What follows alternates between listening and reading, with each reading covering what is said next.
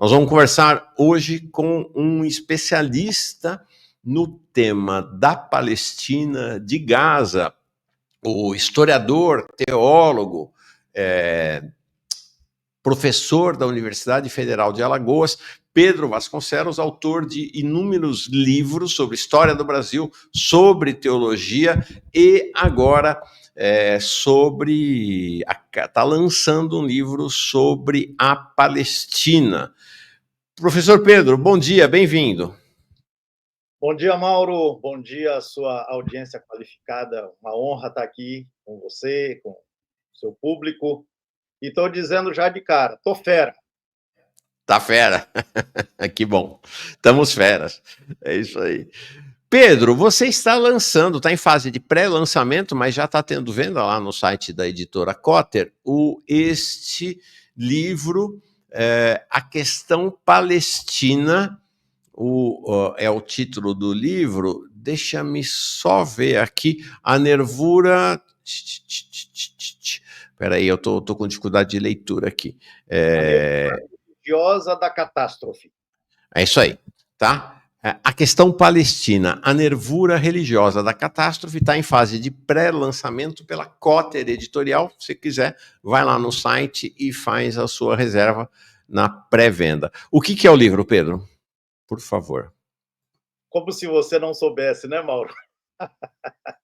Então, o público não sabe, tem que saber desde já que este livro, que está, então, sendo aí lançado, resulta de um curso que, sob a liderança do Mauro, do nosso Mauro, também com a ancoragem do reverendo Eduardo Henrique, né, da Igreja Anglicana, lá de Santa Maria, vai um abraço aí para ele. É um curso que nós desenvolvemos ao longo do ano passado, né, justamente sobre este tema. Na época, quer dizer, o curso foi chamado A Questão Palestina e as Religiões, e ele foi ministrado ao longo de 2024, a partir de maio de 2024, num total de 30 sessões, né? Esse material está disponível no YouTube, né, Mauro? Lá no canal Paz e Bem. Canal Paz e Bem, é isso. Exatamente. E o canal Paz e Bem, né, Pedro? Só para explicar, o canal Paz e Bem é um canal de espiritualidade plural. Eu fundei em 2018, logo depois da eleição do Bolsonaro, quando o Brasil foi inundado pelo fundamentalismo religioso. Então, é um canal que foi crescendo, chama-se Canal Paz e Bem. Ele tem, hoje, né, no começo fazia tudo sozinho, era um maluco, ainda sou.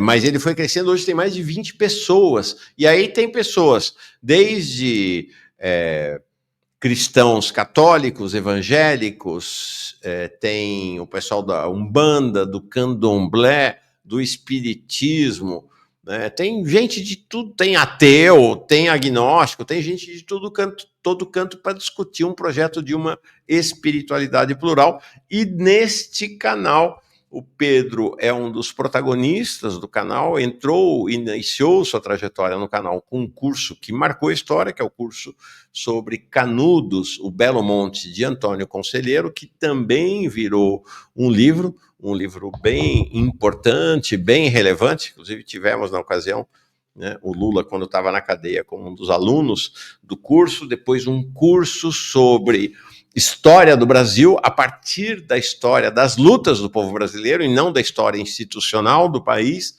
Depois fizemos cursos sobre islamismo, outros cursos, e o último foi exatamente sobre a questão palestina. Então, agora volta para o livro, conta para nós do livro.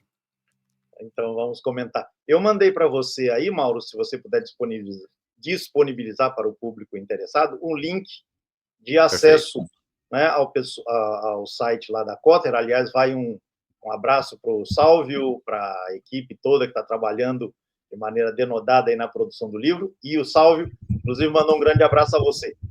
Falei com ele que estaríamos aqui conversando sobre o assunto, ele me mandou um abraço.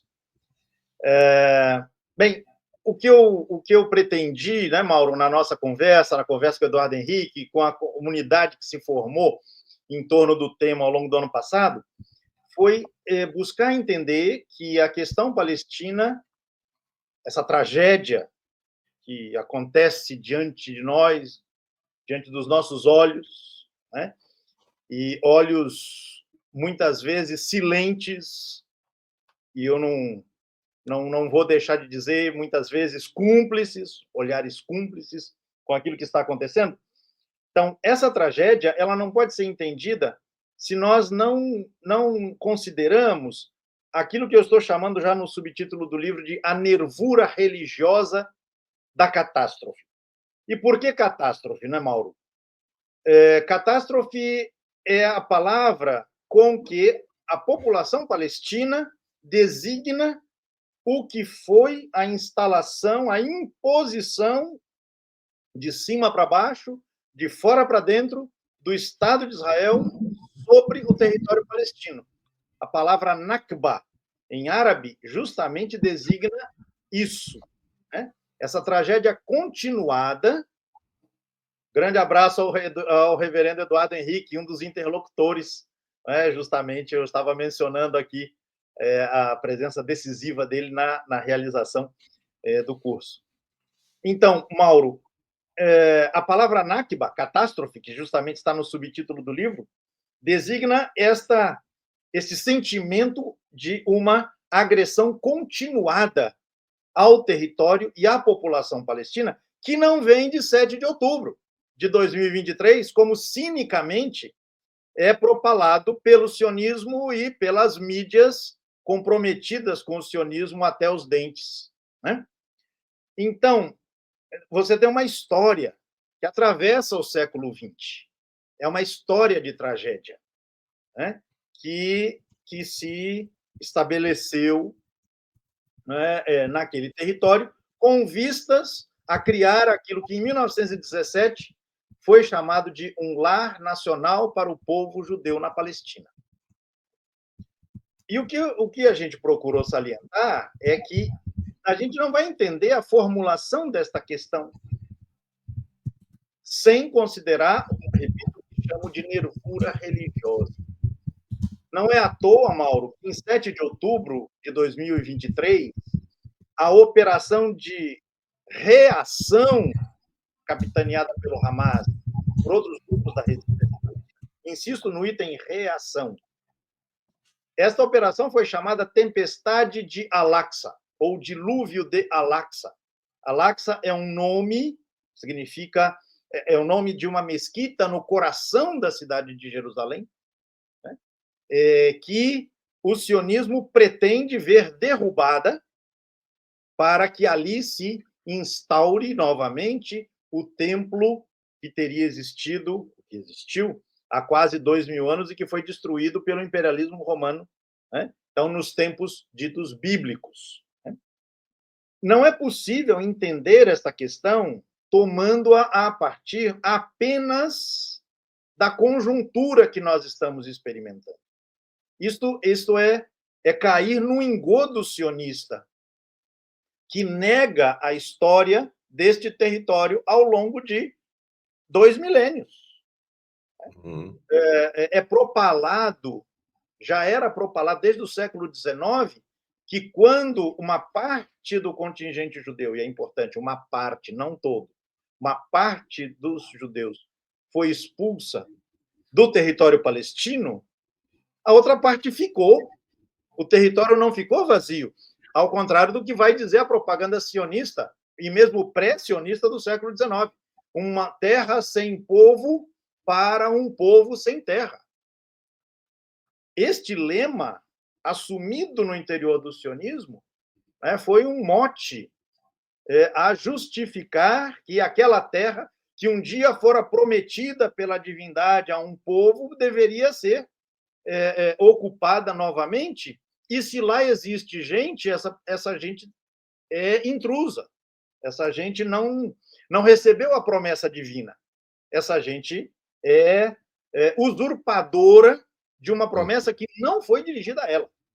Então, é preciso tirá-la, é preciso isolá-la, é preciso desalojá-la, é preciso genocidá-la. Vamos inventar um verbo aqui. E, em última instância, se a gente for procurar as matrizes desta visão das coisas e do silêncio, muitas vezes, cúmplice, nós vamos encontrar alguma coisa que um historiador israelense anti-sionista, ele formulou, ou ele disse ter encontrado em alguma manifestação, o fulano dizendo assim, o sionista dizendo assim: nós não acreditamos em Deus, mas foi Deus que nos deu essa terra, portanto, se trata de sair daí. Então, no fim das contas, o que a gente procura fazer, Mauro, neste livro, como foi no curso, é historiar um processo de longuíssima duração, que vem não do século XIX, não do século XVIII, mas vem de antes da nossa era. Vem desde o momento em que surgiu pela primeira vez a referência ao nome Palestina. Este nome tem mais de 3.000 anos de existência.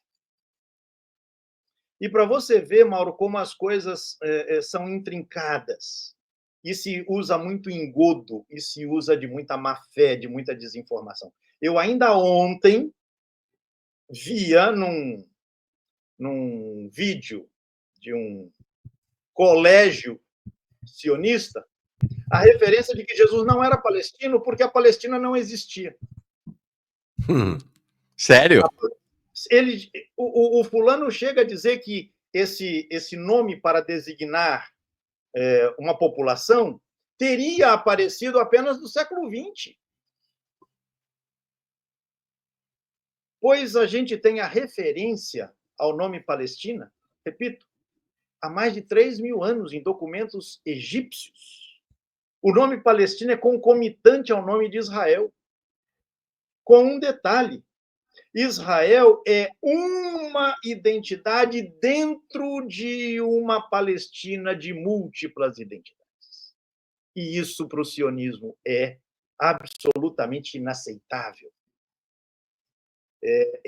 A leitura sionista do passado, leitura essa com que muitas vezes os estudos bíblicos que você frequentou e eu venho trilhando, né, ao longo da minha trajetória de pesquisador, de estudioso, né, esses estudos se vêm comprometendo, lê a história antiga como se naquele território, quando surgiu Israel, só existisse Israel. E, portanto, eles têm um direito definido por antiguidade àquela terra. Tudo isso está entranhado, né, nessa composição de um olhar que mira a Palestina e vê na gente palestina um entulho a ser removido. E é isso que nós estamos experimentando, nos dias de hoje. Nesse sentido, estou me alongando aqui nessa primeira exposição, o livro ele procura oferecer elementos que problematizem a composição disso que chamo de a questão palestina. Uhum. E aí eu queria, como último parágrafo dessa minha primeira fala mais longa, dizer o seguinte: por que a questão palestina? Você deve conhecer um barbudo do século XIX chamado Karl Marx, que escreveu em reação a um texto de um contemporâneo seu chamado Bruno Bauer, uma pequena obra chamada Sobre a Questão Judaica.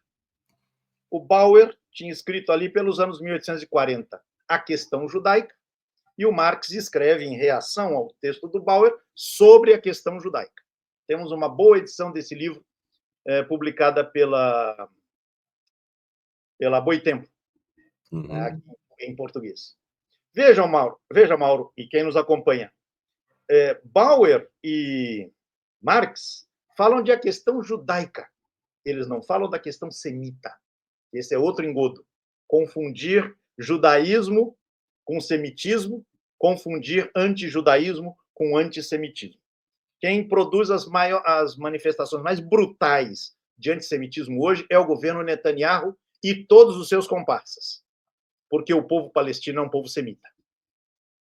Mas eu vou voltando a Bauer e Marx. Eles escreveram sobre a questão judaica, ou seja, sobre as dificuldades, sobre as hostilidades sofridas pelos segmentos judeus na Europa e as possíveis soluções para a superação da efetiva marginalização a que esses setores eram submetidos na Europa do século XIX, um processo que se aguçaria até chegarmos ao nazismo. Ora, em 1942, um fulano chamado Chaim Weizmann, que tinha arrancado do governo britânico, em 17, o compromisso de estabelecer um lar nacional para o povo judeu na Palestina, esse Chaim Weizmann, ele escreve um artigo em que o título é basicamente este: o papel da Palestina na solução da questão judaica. Não é uma cara de pau. A Palestina é obrigada a ser o espaço em que a questão judaica será resolvida. Está decretado aí, está definido aí, até porque esse fulano, quando Israel foi estabelecido como Estado, ele se torna o primeiro presidente deste país. Está decretado ali que a população palestina há de pagar o preço por uma questão que não foi ela que estabeleceu. Essa questão é uma questão europeia. O antijudaísmo europeu, que tem longa história, e a gente procura também historiar isso no livro, é uma questão europeia, fundamentalmente. Ela será resolvida a partir do horror, né, tornado público, o horror produzido pelo Holocausto, né, e quem vai pagar o preço será a população palestina. Essa é a Nakba que nós estamos experimentando, repito, né? E você tem falado disso o tempo todo e as pessoas que você tem entrevistado têm colocado elementos importantes para a gente entender como é que, no fim das contas, o tal Ocidente, do qual o Brasil faz parte, né? Já diz o nosso ministro das Relações Exteriores, Mauro Vieira, né? Com os olhos cúmplices e silentes do Ocidente ou das potências ocidentais, vamos distinguir aí os poderes e as sociedades, né? Os governos ditos ocidentais são cúmplices desse processo. Uhum. Enfim, o livro trata dessa história de mais de 3.000 anos, visando configurar, ajudar a que a gente possa configurar os vários elementos que compõem a tal questão palestina. Pedro, deixa eu te perguntar uma coisa que acho que isso é importantíssimo a gente ter orientação para estes temas. Deixa eu ler aqui a Laila Amaral, dizendo: muito legal ver o Pedro por aqui, junto com o Mauro novamente. Gostei de assistir o curso sobre Canudos no canal Paz e Bem com os dois. Um abraço, legal. Nossa moderadora Laila aqui, grande figura. E o Demus Onirica, que virou membro aqui, muito bem chegado. Então, vamos lá. Pedro, define para nós, ou explica para nós, eu queria te pedir 3 termos: judeu / judaísmo, sionismo e israelita. Vamos colocar Explica para nós o que é cada um desses termos, a diferença entre eles. Vamos colocar mais um termo aí? Boa, vai. Semita. Como? Semita, boa, tá bom. Israelita e semita, fechou. Aí eu vou fugir pela tangente dizendo: comprem o livro e leiam o capítulo 22. Vamos lá. É muito importante que a gente não perca de vista esses termos. Por exemplo, hoje se confunde judeu com israelense ou israelita, mas isso não são grandezas sinônimas. Israel, em termos históricos, foi uma grandeza que se constituiu numa parte montanhosa da Palestina. Não foi nem a parte montanhosa inteira. Uma parte montanhosa da região montanhosa da Palestina como um todo. Ao sul de Israel, dessa entidade Israel, que num certo tempo virou um Estado, se constituiu uma outra identidade tribal chamada Judá. E nós vamos encontrar essas duas grandezas, muitas vezes, operando em conjunto nos próprios textos da Bíblia. A gente encontra isso. Às vezes, um avançando sobre o outro. Então, já começa daí. Agora, por uma série de vicissitudes que a gente não tem como desenvolver aqui por conta do tempo, se vai constituir na parte sul dessa região montanhosa a tribo de Judá, o reino de Judá, a província persa de Yehud, depois a província helenística da Iudaia, que vai virar a Judéia, né? Em português, passando pelo latim, e dentro desta parte pequena da Palestina se constituirá uma identidade religiosa chamada judaísmo. Judaísmo que vem de judeu, de Judá, de Yehud, desses termos todos que eu mencionei. Isso é uma coisa. Esta religião, ela, num certo momento, ela foi imposta a ferro e fogo por soberanos sediados em Jerusalém ao conjunto da Palestina, isso ali alguns anos antes de Jesus nascer. Por isso é que se pode falar de Jesus judeu. Não Jesus judeu em termos geográficos, em termos de nacionalidade, digamos assim. Porque Jesus é galileu. Ele é da Galileia. Mas a região da Galileia estava dominada, né, pela imposição que tinha sido feita do judaísmo, né, algumas décadas antes de ele nascer. Essa religião, ela será o cerne, a base, a partir da qual surgirá o cristianismo, né? Ou se desdobrará o cristianismo, e deles dois se desdobrará mais tarde o islamismo, enquanto uma etiqueta para identificar uma configuração religiosa. O que aconteceu ao longo de séculos, principalmente nas regiões sob domínio da cristandade, e aí a gente vai pensar na Europa medieval, né, já a partir do imperador Constantino, né, no final da época antiga, do Império Romano, é um processo crescente de antijudaísmo. Então, perseguições e perseguições, e as inquisições, e as hostilidades todas que vão constituir aquilo que eu mencionei agora há pouco, Bauer e Marx chamando de a questão judaica. Isso é uma coisa. E, efetivamente, nós temos séculos e mais séculos de antijudaísmo no interior da história do cristianismo, principalmente de um cristianismo aliado, né, aos poderes constituídos, né, ao longo da Idade Média e mesmo depois. Então, isso é uma coisa. Outra coisa é falar de semita e semitismo e antissemitismo. Porque esse nome semita, daí vem semita, semitismo, Sem é o nome de um dos filhos de Noé, de acordo com a narrativa da Bíblia, do Gênesis, e designa os povos viventes ali na região que mal a gente chama de Oriente Médio. É um nome mal empregado, a gente discute isso também no livro, mas para facilitar aqui. Então, estes povos, dos quais os povos residentes na Palestina fazem parte, mas não são só eles, são os povos semitas. A língua hebraica, ela é um dialeto do aramaico.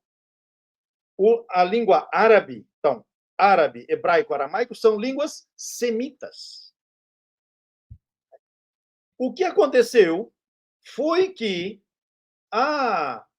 no contexto do antijudaísmo europeu, a palavra semitismo ela foi sequestrada para designar a situação vivida pelos contingentes judeus na Europa. Não sei se estou me fazendo entender. Então, o antissemitismo ganhou o lugar sobre a expressão mais adequada, que seria antijudaísmo. E você tem essa falácia sendo reproduzida indistintamente, né, sem que as pessoas se deem conta, né, de que antissemitismo é sinônimo de crítica a Israel. Isso é um absurdo completo. Isso é um absurdo completo. Repito, quem está produzindo as maiores expressões de antissemitismo nos dias de hoje é o governo Netanyahu e toda a corja de seus apoiadores. Porque a população palestina é uma população semita, de tradição semita. O que aconteceu foi o tal sequestro da palavra, que aconteceu no século XIX, para designar a situação específica pela qual as comunidades judaicas estavam passando, num contexto de hostilidade inegável. Bem, outra palavra, eu acho que ela estava na lista, né, Mauro? A palavra Sião, sionismo. Sionismo, isso. Pois é.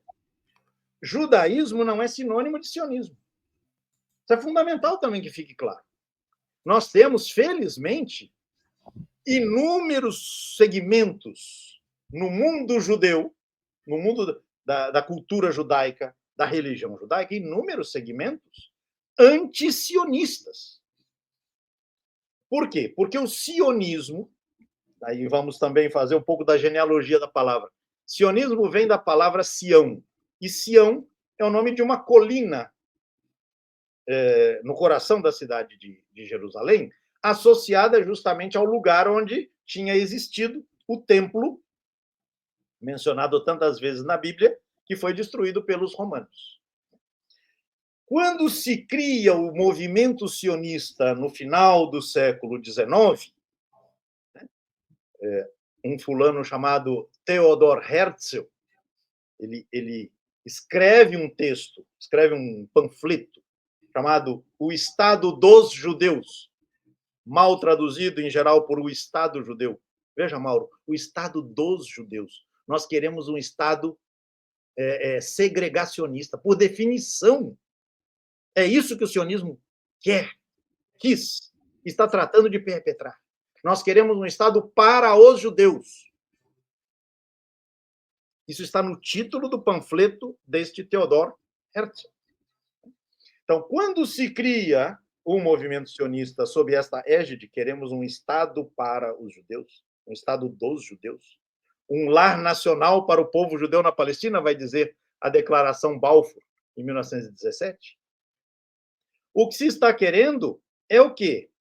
É definir que esse Estado tem que acontecer naquele lugar onde vivia a população palestina. Portanto, o sionismo é um projeto político que tem todas as marcas mais horrendas que a gente possa conceber. Ele é sectário, ele é segregacionista, ele é supremacista, e ele se ancora numa referência religiosa exclusivista, numa leitura exclusivista, que muitos segmentos, repito, do judaísmo não aceitam, não concordam, entendem que o judaísmo não é isso. No entanto, você tem o sequestro desta referência religiosa para sustentar este ideário odioso, e a gente está vendo as expressões desse ódio no massacre em Gaza, que já chega Mas, o Pedro, você tem também, por exemplo, cristãos sionistas, ou não? Sim, capítulo 23 do livro, já vou fazendo jabá, já vou anunciando. Sim, na verdade, o sionismo cristão ele já existia antes da palavra, né? Você tem o fenômeno e a palavra depois é que vai designar. O sionismo cristão precede o sionismo de Herzl. Por quê? Porque a gente vai ter no mundo europeu, basicamente, a questão judaica é uma questão europeia, fundamentalmente. Então, desde o século XVI, XVII, a gente tem segmentos cristãos, principalmente no mundo da Reforma, mas também no mundo católico, que entendem, de maneira aparentemente contraditória, que o lugar dos judeus não é na Europa, é na Palestina. Seja porque os judeus perseguiram Jesus, mataram Jesus, os judeus serão acusados de serem deicidas, matadores, assassinos de Deus. Né? Seja porque há uma promessa que Deus fez a este povo de dar aquela terra, Enfim, numa mistura de amor e ódio aos judeus, né, você tem uma mentalidade sionista no interior do cristianismo, né, que vai sustentar esta ideia de que o lugar dos judeus é na Palestina. E isso se alimenta também, esse sionismo cristão, se alimenta também da velha polêmica, da polêmica secular do cristianismo com o Islã, que é a religião predominante no mundo palestino desde o século VIII, IX, passando pelo tempo das Cruzadas, depois o Império Otomano. Então, o Islã, ao longo desse tempo, ele foi a referência religiosa a partir da qual e contra a qual o cristianismo se configurou, né, o cristianismo europeu. Então, também como elemento de combate a este outro, a este inimigo, o sionismo cristão se configura. O lugar em que Jesus viveu não pode ser habitado por infiéis. Então, os judeus, eles têm direito àquela terra por dádiva divina. Isso é primeiramente cultivado em grupos cristãos, principalmente na Inglaterra, mas também na França. Não é à toa, né, que o processo político pelo qual a imposição do Estado de Israel será viabilizada é um processo conduzido pelo poderio britânico. Então, você tem o sionismo cristão enquanto uma ideologia no interior do cristianismo que sustenta, por essas referências aparentemente contraditórias, que o lugar do povo judeu não é a Europa, é a Palestina. E depois vem o sionismo político, digamos assim, de Herzl e companhia, né, que navega nessas ondas que já eram bastante atuantes. Né, Quer dizer, e essa convergência entre o sionismo judaico e o sionismo cristão vai ser alimentada do ódio aos muçulmanos, do ódio ao islamismo, que vai ser o grande outro a ser temido e a ser combatido e a ser liquidado, né? Dois exemplos dos dias de hoje para que a gente veja, Mauro, e quem nos acompanha, que não estamos tratando de velharias do passado. Numa manifestação a favor do inominável aqui no Brasil, uma senhora portando a bandeira brasileira e a bandeira de Israel, né, em plena Avenida Paulista, acho que em fevereiro do ano passado, ela foi entrevistada por um jornalista que perguntou: mas por que a senhora está com a bandeira de Israel se a passeata, que a manifestação é a favor do inelegível? E ela respondeu: porque Israel nos representa. Uhum. E aí o repórter, ele se confundiu ali também, não estava entendendo muito a questão, mas disse: mas Israel não é Cristo. Provavelmente ele queria dizer: Israel não é cristão. E ela não teve dúvida, mas Israel nos representa. Uhum. A gente tem este ideário sionista cristão atravessando a sociedade. Eu digo isso no livro, a gente conversou sobre isso no curso. Essa senhora falou muito mais eloquentemente sobre questões que atravessam a nossa sociedade de maneira quase subterrânea, né, do que os melhores analistas por aí. Essa ideia de que Israel é nosso representante, a restauração de Israel é condição para a volta do Messias. Aí você tem desenvolvimentos teológicos os mais variados, né? Mas ela falou algo que atravessa a nossa sociedade e ajuda a entender um apoio amplo, generalizado àquilo que Israel está fazendo em Gaza. O segundo exemplo que eu queria citar, Mauro, é o seguinte: ao mesmo tempo que o governo sionista genocida de Netanyahu manda prender e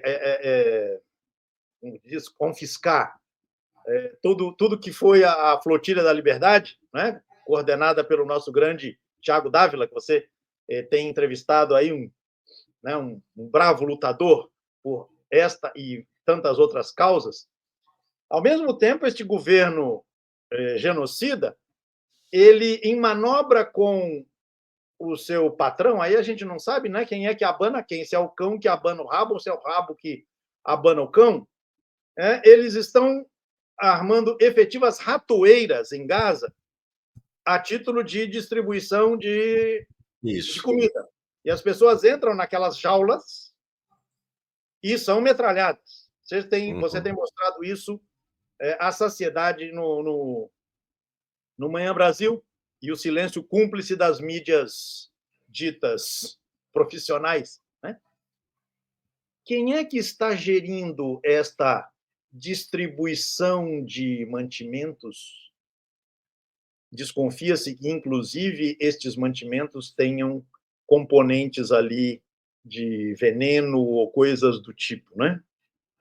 Quem é que está coordenando esta distribuição? É uma entidade filantrópica sionista cristã, cujo fundador é um pastor atuante nos Estados Unidos, membro do Partido Republicano, apoiador dos desvarios todos do governo Trump. É esta entidade que coordena o caminho para a morte que a população de Gaza está trilhando a título de receber mantimentos para conseguir sobreviver. Para a gente ver que nós estamos falando de questões da absoluta contemporaneidade, mas uma contemporaneidade alimentada, tecida de muito passado, de muita história, e muitas vezes as pessoas não conhecem, né? E aí pensam que tudo começou no dia 7 de outubro de 2023. Perfeito. Vou te trazer um tema, você falou mais de uma vez, você mencionou o 7 de outubro, que é o ataque do Hamas, o ataque defensivo, na verdade, né, do Hamas contra Israel. É um tema quase que tabu, né? Defender o Hamas. Eu lembro que estava ainda na Fora, entrevistei um dirigente do Hamas, foi um negócio assim, foi atacado de tudo quanto é jeito, por gente até supostamente de esquerda. Os tais sionistas de esquerda, né? Como se fosse possível a existência de uma figura assim. Como é que você olha para o Hamas e para o que aconteceu no 7 de outubro hoje?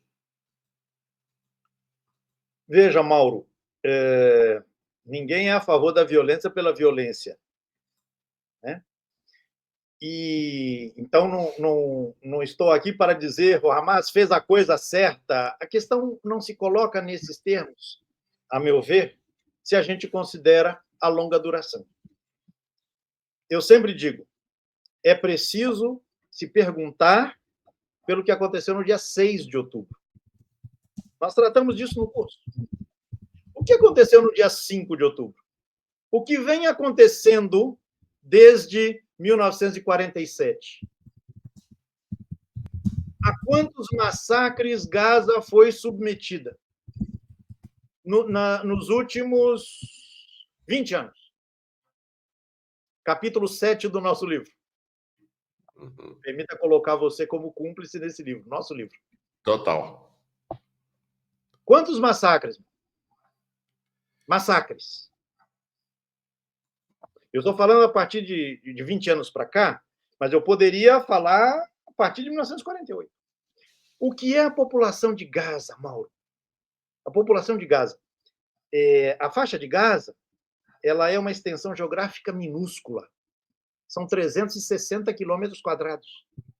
Isso é metade da cidade de Maceió, de onde eu falo. É um pouco mais da metade. E lá viviam 2 milhões e 200 mil pessoas. Por que esse confinamento de 2 milhões e 200 mil pessoas num território tão exíguo, que vem sendo sistematicamente bombardeado desde 2005, quando o governo sionista decidiu, num gesto humanitário, retirar contingentes judeus de lá. E o resultado disso foi a transformação de Gaza num campo de concentração a céu aberto, o maior do mundo. O maior do mundo. E desde lá você tem um histórico de bombardeios, de ataques, de agressões, de mortandade. E eu me perguntava, essa população está lá por quê?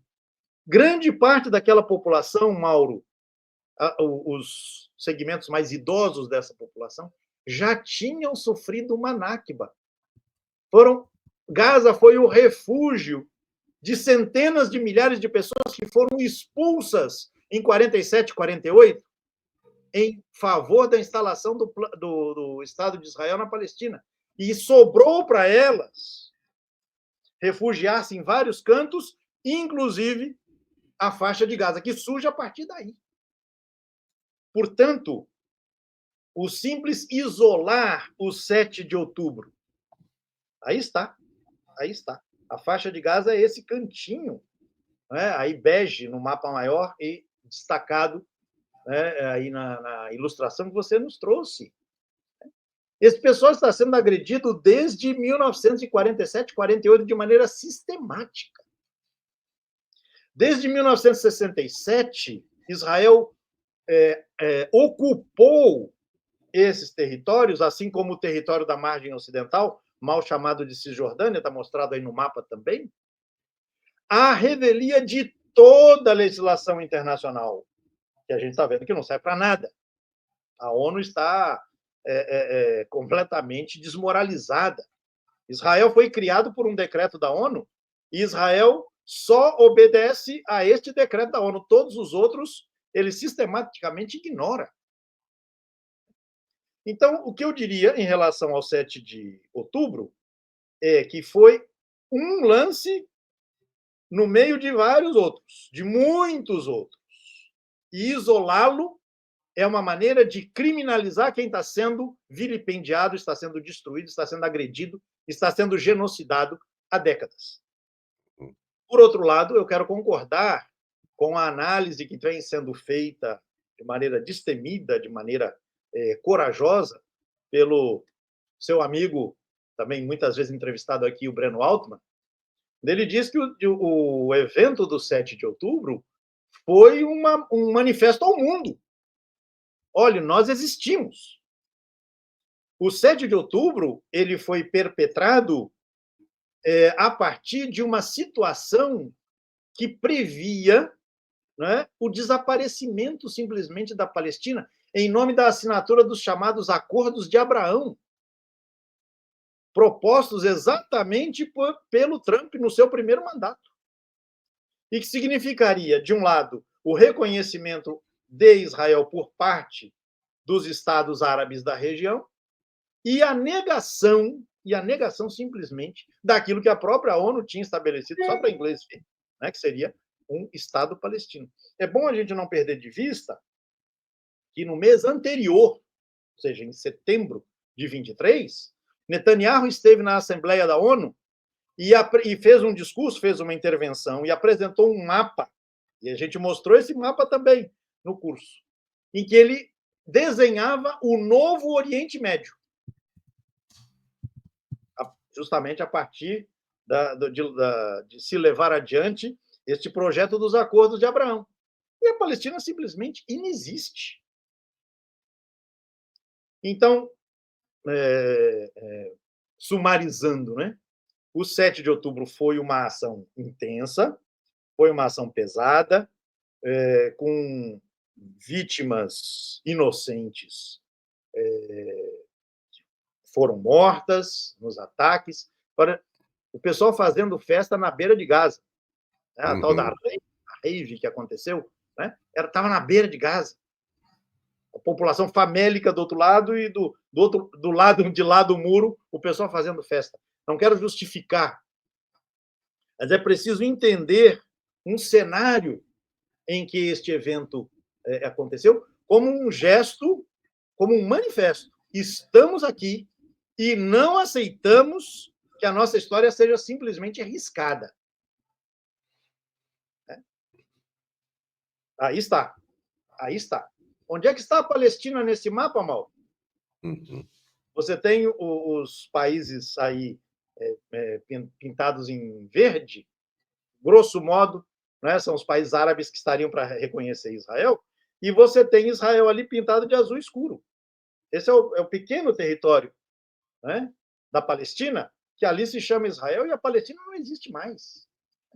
Ou seja, o 7 de outubro, numa frase para terminar, o 7 de outubro foi um manifesto contra o apagamento sistemático a que a Palestina vem sendo submetida.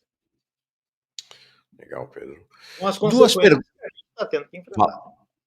Com as consequências, sim, né? Sim. Não se faz omelete sem se quebrar ovos, sem se quebrar nos ovos. Uhum. Duas perguntas que vieram do pessoal aqui na sua exposição anterior, e depois quero trazer um tema, puxar o Brasil para essa nossa conversa. Reinaldo Neto, os galileus eram uma etnia diferente dos hebreus? Então, a palavra hebreu não é propriamente uma designação étnica. É mais, isso é interessante, Mauro e Reinaldo, a quem agradeço pela pergunta. É uma categoria social. A palavra hebreu, ela é encontrada em documentos egípcios prévios, né, à existência de Israel na Palestina. Israel na Palestina. E designavam, nestes documentos egípcios, pessoas consideradas à margem da lei. Mercenários, bandidos, assaltantes, salteadores. Este é o nome hebreu. Não é à toa, Mauro, Reinaldo, quem nos acompanha, que mesmo nos textos da Bíblia, a palavra hebreu, ela aparece principalmente nos textos que tratam da formação do que será Israel. Mas na medida em que Israel se afirma enquanto uma identidade na Palestina, não engolindo a Palestina, mas no interior da Palestina, a palavra hebreu tende a desaparecer. Não sei se me faço entender. Okay. Isso de um lado, Reinaldo. Do outro lado, a palavra Galileu designa habitante de uma região da Palestina, no norte da Palestina, chamada Galileia, chamada a uma certa altura de Galileia. Então, pegando o exemplo do Galileu mais famoso, Jesus. Jesus era um galileu que vivia numa Palestina dominada pelos romanos e que tinha como religião predominante, mas não única, o judaísmo. E um judaísmo bastante diferenciado em relação ao judaísmo da Judéia, que, aliás, foi o judaísmo com o qual Jesus se confrontou e, em função disso, veio a ser entregue a autoridades romanas e, por razões romanas também, Jesus veio a ser crucificado. Né? Então, Jesus é um judeu galileu da Palestina. Não sei se com isso respondi aí. Agora, tem um outro povo ali da região, que é um povo que, inclusive, subsiste, praticamente desaparecido hoje, que são os samaritanos, da Samaria, né? Pois é. Esse é outro problema. Por que se esconde essa história, Mauro? Você estudou teologia, você teve uma disciplina chamada História de Israel. Uhum. Eu também. Por que não se conta que, desde o século VIII, antes da nossa era, o povo samaritano se chamava a si mesmo de Israel? Porque o Israel, entidade que existiu enquanto liga tribal num certo momento e depois como um Estado, ele está situado, a sua base, o seu núcleo, está na região da Samaria, que hoje se encontra ali no meio da mal chamada Cisjordânia. E não é à toa que a voracidade sionista está, enquanto a gente acompanha o massacre em Gaza, a voracidade sionista está avançando célere sobre essa região. Né? Mas o povo samaritano, da religião samaritana, se entendia a si como o efetivo Israel. Enquanto o nome Israel, depois ele será ampliado no seu alcance a partir de Jerusalém, que não é propriamente Israel, é Judá, é Judeia. Né? Veja a necessidade de a gente fazer as distinções conceituais quanto aos nomes e também em relação às temporalidades. Né? E este povo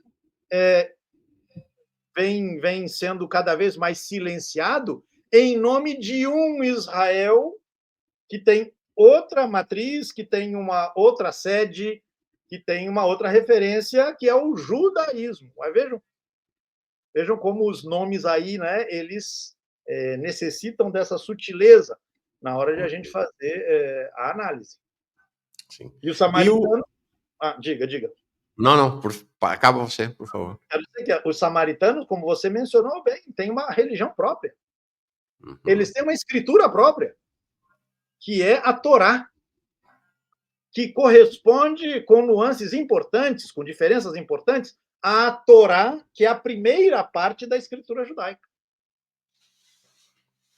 A escritura judaica tem 3 partes, a primeira é a Torá. Mas a Torá, com nuances, com distinções importantes, é a escritura do povo samaritano, da religião samaritana, que tem uma história que vem até hoje e que tende também a ser silenciada, né, neste processo de uniformização religiosa. Não nos enganemos.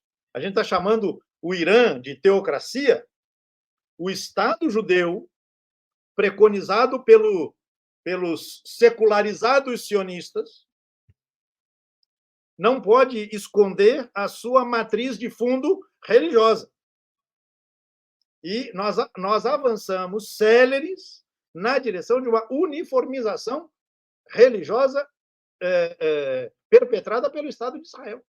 Então, contra muçulmanos, contra samaritanos, contra cristãos. Não sei se você me permite avançar, Mauro, mas você tem ministros, agentes do caos, do terror e do genocídio em Gaza, dizendo que cuspir em cristãos, quando eles fazem suas manifestações religiosas em Jerusalém, é uma tradição que precisa ser respeitada. Faz parte das manifestações de hostilidade aos segmentos cristãos em Jerusalém, que em procissões que eles façam, eles sejam recebidos a cusparadas por grupos sionistas religiosos, com o apoio cúmplice da polícia sionista. Então, não vamos pensar, o Irã é uma teocracia e Israel é um Estado liberal, secular, como, aliás, eu li ontem ainda no texto de um arqueólogo israelense que tenta dizer que não é sionista, mas é. Pelo contrário. Mais uma questão. De onde surgiu o nome Canaã e quem eram os cananeus? Que está lá na Bíblia, né, também. Canaã é um outro nome muito antigo, e aí eu vou ficar devendo, Yannis, a matriz exata deste nome, porque é um nome antiquíssimo, não é? Que, com o passar do tempo, a partir da dominação egípcia da região, foi deixando de ser mencionado. Tanto é que também em relação a Canaã, o que a gente pode dizer é que esse nome aparece nos primeiros livros da Bíblia. Mas, na medida em que a identidade de Israel vai se configurando numa Palestina assim nomeada, já desde a documentação egípcia, como eu já fiz referência, esse nome vai sendo deixado de ser mencionado, a não ser em situações em que você quer fazer justamente referência a uma ancestralidade que se perde no tempo. Por isso, a gente tem uma passagem no Evangelho, texto mais recente, né? Em que se fala de uma mulher cananeia que vai encontrar Jesus, que vai fazer um apelo a ele, etc, etc, etc. Então, esse é um nome bem anterior. Exatamente, Yannis, eu vou ficar devendo a você a origem deste nome, porque é uma origem, até onde eu sei, ela se perde nos tempos. Então, em documentação bem anterior, este nome aparece, e ali por volta do século XIII, XII, ela começa a desaparecer, e na documentação egípcia a gente já tem aquilo que em português a gente vai chamar de Palestina. O Letieri de Coraggio chega aqui, ou da Corégio, desculpa, chega como novo membro, assim como o Ricardo Wesley Martins, muito bem chegados. Vamos falar de Brasil e Israel, Brasil e a Palestina, Israel e Gaza. Bom, hoje abri o programa e estou profundo. A gente tem falado aqui, sabe, Pedro? Não sei se você tem acompanhado, mas eu tenho dito aqui para desgosto de muita gente, para alvo de xingamento. Qual o nome do livro do professor? Tá aqui, ó. Vamos lá. A questão palestina, a nervura religiosa da catástrofe, da Nakba. Então, isso está na editora Cotter, tá? Estou botando aqui mais uma vez no chat o link, se você quiser adquirir na pré-venda, tá? Em fase de pré-venda. Deve estar impresso o livro quando, Pedro? A partir da segunda quinzena de julho. Tá. Ok. Então, eu... Esse mês, né? Então, daqui a 10, 15 dias. Eu venho dizendo aqui, é o único veículo da mídia brasileira que tem ousado dizer isto, que o governo Lula é cúmplice com o genocídio. E por que eu venho dizendo isto? Porque, Pedro, o governo Lula, em que pese os bons discursos até do presidente Lula, em defesa da Palestina, em defesa de Gaza, denunciando o genocídio, o governo Lula mantém relações diplomáticas e comerciais regulares com Israel e, pior que isso, através da Petrobras, o governo Lula envia petróleo. 11% do petróleo que alimenta o exército de Israel sai daqui do Brasil, sai da Petrobras. E agora ficamos sabendo que, além disso, o governo Lula exporta a Petrobras, claro, que é mais... Por que eu digo governo Lula? Porque é uma estatal. O Brasil exporta querosene, combustível de aviação. Então, as bombas que a gente vê caindo em Gaza, algumas delas, parte delas são bombas que só chegam lá porque o avião da Força Aérea Israelense está sendo movido com combustível brasileiro, com combustível da Petrobras. E aí, agora, a ONU está dizendo isso, não é mais nós aqui, não. Quem está falando isso é a ONU. A Petrobras foi citada no relatório da ONU como uma das financiadoras do genocídio palestino. É um relatório bombástico, efetivamente, da ONU. Não é mais o Manhã Brasil que afirma que a Petrobras e o governo Lula financiam o genocídio. A própria Organização das Nações Unidas está dizendo isto agora. Como é que avaliação você faz, desculpa, do papel do Brasil? Ah, sim, aqui está o trecho, numa reportagem do Brasil de Fato. O relatório intitulado Da Economia de Ocupação à Economia de Genocídio mostra que a Petrobras detém as maiores participações em campos que fornecem petróleo bruto, que abastecem 2 refinarias de Israel. Deu para entender? Então, os campos aqui de petróleo do Brasil que mandam o petróleo bruto para o exército israelense são campos de maioria. Quem controla esses campos é a Petrobras. E a empresa Petrobras fornece também combustível para os jatos militares de Israel. Que avaliação você faz do papel do Brasil nessa situação de Israel e Gaza, na situação do povo palestino, e depois como é que se avalia essa denominação, essa qualificação que a ONU está fazendo agora? Hein, Mauros? As palavras são da ordem do deplorável, lamentável, triste, angustiante. E depois disso, é como se a gente não tivesse o que dizer, né? O governo do presidente Lula me parece um governo sitiado. Mas não é um sítio a que ele foi submetido. É um sítio a que ele, de alguma forma, se submeteu. ele criou para si próprio. Eu usei essa imagem aqui conversando com Tassiana. Um beijo para minha linda. Hoje de manhã. O governo se aliou àqueles que o enjaularam. Aí, essa jaula é trancafiada e agora o governo diz que vai romper com aqueles que o enjaularam. Você tem denunciado isso. Manhã Brasil tem sido esse veículo fundamental da mídia nesses tempos, a mostrar isso de maneira insofismável. E tudo que você, o âncora deste programa, tem mostrado nesta semana e é desmentido pelas outras mídias, na semana seguinte se vê confirmado. Então, a gente tem manifestado... E chega a ser impressionante, Mauro, porque o governo, a figura do presidente Lula, você tem uma longa história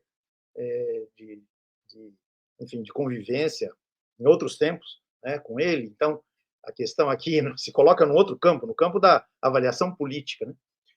A figura do presidente Lula, quando se atreveu a designar o que estava acontecendo em Gaza como algo similar ao Holocausto nazista, ele foi declarado persona non grata pelo governo Netanyahu. E o que mudou, Mauro? O governo Lula, até onde eu sei, mandou trazer o embaixador de volta. Isso. Mas os negócios continuam acontecendo da mesma forma. O embaixador de Israel no Brasil continua se reunindo com grupos sionistas cristãos, enfim, de toda a ordem. Inclusive, eventos na Câmara dos Deputados aconteceram com a participação dessa figura, e não acontece nada. Então, o governo Lula, me parece, estar refém de uma armadilha que ele mesmo produziu para si próprio. Se eu entendo, as tantas análises de pessoas altamente competentes que você tem trazido, e é basicamente o Manhã Brasil que tem trazido, a mostrar isso para nós de maneira cristalina. Acho que acontece o mesmo no caso aí em jogo. Então, nós temos a figura do mandatário, que parece que fala só em nome próprio, mas não fala em nome do governo. Ele diz, é genocídio, é um holocausto, agora televisionado, etc, etc, etc. Eu sou a favor da solução dos 2 estados.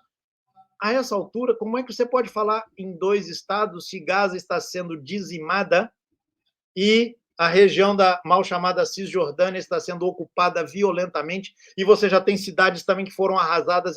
Como é que é possível? São palavras jogadas ao vento, que servem para atiçar alguma manifestação mais histriônica de entidades sionistas, mas, na prática, não muda nada. Eu fico me perguntando se fosse outro governo, se nós não estaríamos numa situação similar. Talvez o envolvimento do Brasil talvez fosse ainda maior. Mas, enfim, nós temos um governo que, em relação especificamente a esta questão, não reproduz, não reflete nas ações aquilo que é a fala, que parece ser uma fala em nome próprio. Eu penso assim, mas o meu governo age na contramão do que eu penso e vamos, vida que segue. Eu acho absolutamente deplorável. Absolutamente. Tudo em nome da tal correlação de forças. O líder do Senado, do governo no Senado, é um notório sionista que corrige, inclusive, o presidente, e fica por isso mesmo. Você falou no início do programa hoje, e tem falado o tempo todo, Lula não sancionou o Dia da Amizade Brasil, Estado genocida. Brasil, Israel, mas fez a sanção tácita. Não vetou. Aí agora a gente tem um deputado do PT que quer criar o Dia da Amizade Brasil-Palestina. Não sei se você viu isso. Vi. É capaz de ser derrotado. Do jeito que as coisas estão, não tem lastro. O governo ao qual este parlamentar está vinculado é agente do genocídio, é promotor, está na logística que viabiliza o genocídio. Uhum. É deplorável. Absolutamente deplorável. Resultado de uma conjuntura, e aí quero dizer à audiência, de uma conjuntura que tem sido delineada dia após dia sim, outro também, neste programa, pela linha editorial dele, pelas entrevistas sempre muito qualificadas que você tem trazido. E aí, um último elemento, Mauro, se você me permite. Você entrevistou na semana passada, acho que foi semana passada, alguém que foi meu colega de docência na PUC São Paulo, o professor José Arbex. Sim, exatamente. Ele contou para nós, no fim das contas, Mauro, essa notícia que você nos traz agora, ela coaduna com aquilo que o José Arbex contou na conversa com você, na entrevista semana passada. O PT não se coloca contra o Estado genocidário sionista. Por quê? Porque existe uma base na sociedade, aí vamos voltar àquela senhora lá. Uhum. Uma base na sociedade que é sionista. E falar contra o sionismo depõe contra a necessidade dos votos que a gente tem. Não foi isso? Uhum. Não foi isso que ele... Foi exatamente isso. Lá, se a gente falar, a gente perde votos, o brasileiro é evangélico, é sionista cristão e não sei o quê. Aquela senhora tinha muito mais razão do que a gente podia imaginar. E o próprio governo se rende em nome de um pragmatismo baixo, rebaixado, né, a essa lógica que vai levá-lo, deverá levá-lo à bancarrota. É isso aí. Assim eu vejo. Pedro Vasconcelos, autor deste livro aqui, A Questão Palestina, a nervura religiosa da catástrofe, da Nakba, em pré-lançamento pela Cotter Editorial. Estou colocando o link aqui, se você quiser comprar seu exemplar. Obrigado, Pedro, por ter vindo conversar aqui. Foi ótimo. Um grande abraço. Sou eu que agradeço, Mauro. Um grande abraço a você. Saudações aí a todo o pessoal que nos acompanhou. E precisamos continuar falando da Palestina. Esse é um mantra quase, né? E o Manhã Brasil tem feito isso de maneira denodada, de maneira exemplar. Então, para mim é uma honra me juntar a você, a toda a equipe aí do Manhã Brasil nessa jornada desafiadora. Vamos em Para nós, frente. um grande abraço. Abraço.